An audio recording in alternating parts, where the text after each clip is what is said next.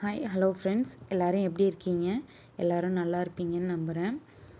இப்போ நம்ம பார்க்க போகிற பதிவு செவ்வாய்க்கிழமை காலையில் 3:30 மணிலேருந்து 5:30 மணி வரைக்கும் நான் பிரம்ம முகூர்த்த பூஜை பண்ணதை பற்றி பார்க்க போகிறோம்.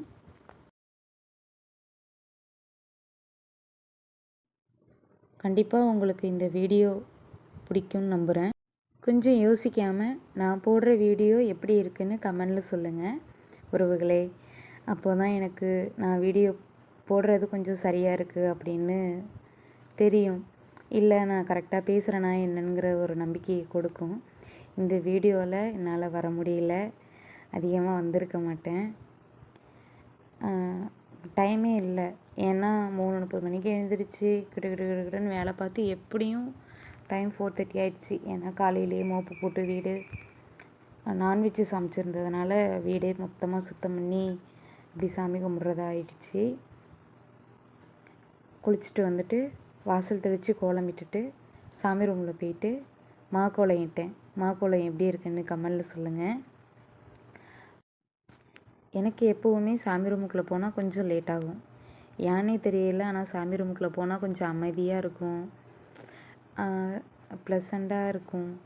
அப்படியே கொஞ்சம் நேரம் உட்காந்து தியானம் பண்ணுற மாதிரி கொஞ்சம் நேரம் அப்படியே நிற்பேன். இல்லைனா கொஞ்சம் நேரம் அப்படியே உட்காந்துருந்துட்டு சாமிகிட்ட துண்ணூறு பூசிட்டு வந்துடுவேன்.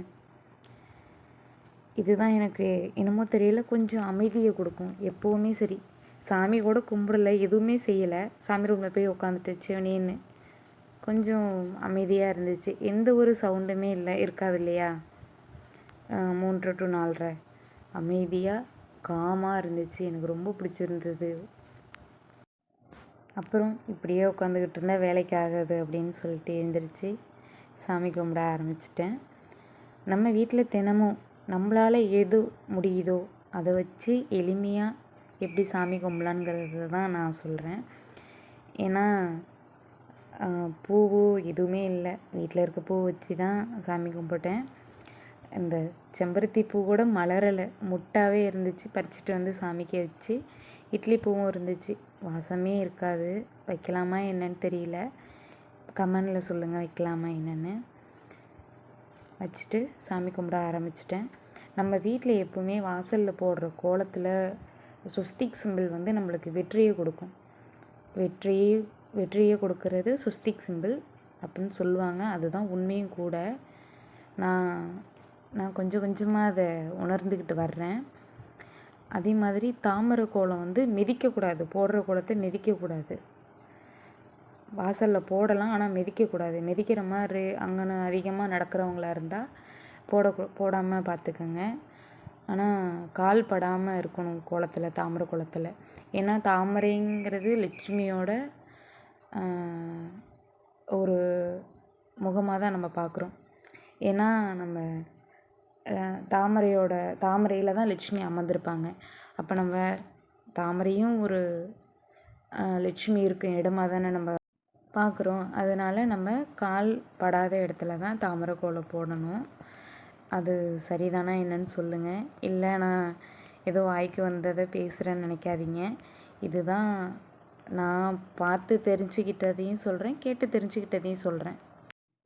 யாரெல்லாம் என்னோடய ஃபுல் வீடியோ பார்க்குறீங்கன்னு தெரியல, பார்த்தீங்கன்னா நான் கேட்குறேன், பல்லி சத்தம் எங்கெங்கே அடித்தா நல்லது அப்படின்னு சொல்லுங்கள். ஏன்னா பெரியவங்களும் பார்ப்பீங்க, சின்னவங்களும் பார்ப்பீங்க. உங்களுக்கு தெரிஞ்சது நானும் கேட்குறேன், அது இப்படி இது இப்படி அப்படின்னு சொல்கிறாங்க. ஆனால் எனக்கு நான் ஒரு சொந்தமாக நினச்சி உங்கள்கிட்ட கேட்குறேன், எனக்கு தெரியல சொல்லுங்கள். அப்புறம் விளக்கு ஏற்றிட்டு சாமிக்கிட்டே கொஞ்சம் நேரம் அமைதியாகவே உட்காந்துருந்தேன். என்னமோ தெரியல, மனசுக்கு கொஞ்சம் கஷ்டமாகவே இருந்துக்கிட்டுருக்கு. நம்ம சாமி ரூமை எப்போவுமே மங்களகரமாக வச்சுக்கிறதுக்கு சந்தனம், மஞ்சள், பன்னீர் கலந்து குங்குமம் வச்சு பாருங்கள், ரொம்ப அழகாக இருக்கும். தெய்வங்களோட சிலைகளுக்கும் சரி, நல்ல விளக்கும் சரி, ஒற்றைப்படையில் தான் வைக்கணும். நம்ம சாமி சிலைகளுக்கு எப்போவுமே பொட்டு வைக்கும்போது கீழேருந்து மேலாக தான் வைக்கணும், மேலேருந்து கீழே எப்போவுமே வைக்கக்கூடாது. இது வந்து நான் வீடியோ பார்த்து தான் தெரிஞ்சுக்கிட்டேன்.